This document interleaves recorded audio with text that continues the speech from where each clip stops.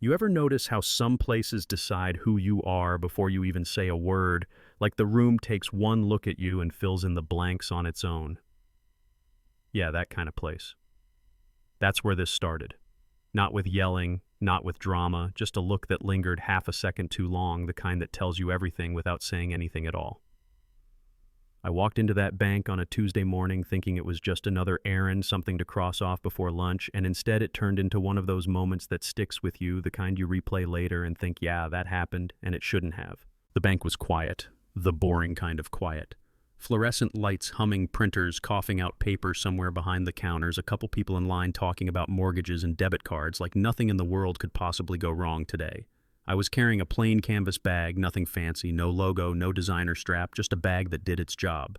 I wasn't dressed poor, wasn't dressed rich either. Just a jacket, worn shoes, the kind of outfit that doesn't announce anything. And that right there is usually where trouble starts, you know what I mean? I stood in line, waited my turn. No rush. When I stepped up to the counter, the teller didn't even look at me at first. She kept typing, eyes glued to her screen, fingers moving like muscle memory. I placed the bag on the counter gently, didn't open it, didn't slide it toward her, just rested my hands on the edge, palms visible without even thinking about it because, after a while, that becomes automatic.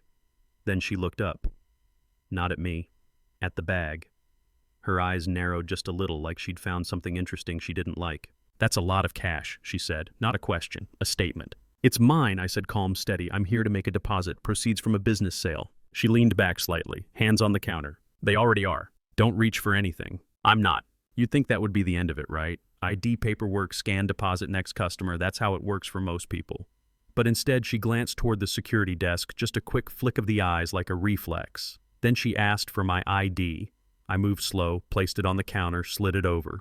She picked it up, flipped it around, then set it face down without scanning it like it was just a prop. "How much?" "200,000. That's when her posture changed. Chair shifted, jaw tightened, eyes went back to the bag like it might jump up and run. "In cash." "Yes," she sighed. "We don't usually handle deposits like this." I asked her what policy said that, because that's a reasonable question. She didn't answer. Instead, she nudged the bag away from me with a pen, pushing it back like it offended her. And I noticed something then, because you always do in moments like that. At the next counter, a guy finished his transaction, grabbed a stack of bills, joked with the teller, and walked out. No questions, no hesitation, no security.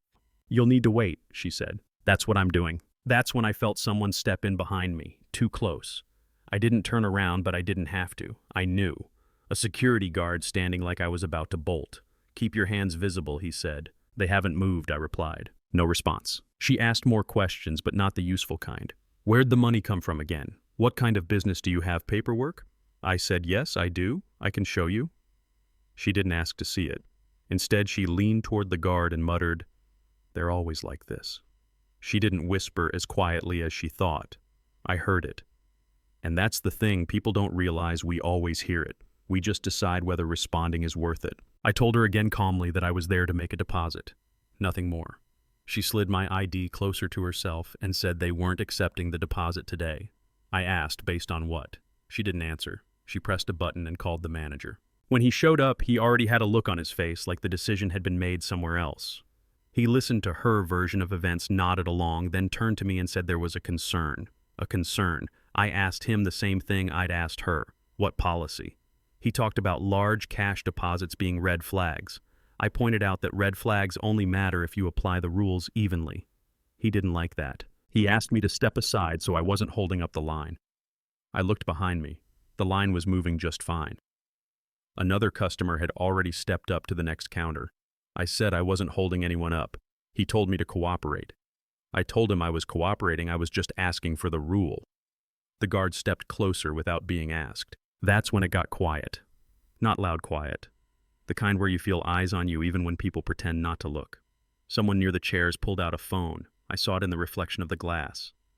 The manager's phone buzzed. He hesitated, then said if I didn't comply, they'd escalate it to corporate. I told him to do it. That caught him off guard. He stepped away and made the call. When he came back, something had changed. He asked for my account information. I gave it to him. He started typing, then slowed down, then stopped completely. The teller noticed, asked if something was wrong. He didn't answer. He picked up the phone again, voice lower this time, walked a few steps away, came back looking like the ground had shifted under him. He said they needed to pause the transaction. Legal was involved now. The teller looked confused. Legal. Why? He didn't answer her. He asked me how long I'd banked there. I told him. Then I heard him say it quietly into the phone. Majority stake, almost 70%. Those words hit the air like a dropped glass.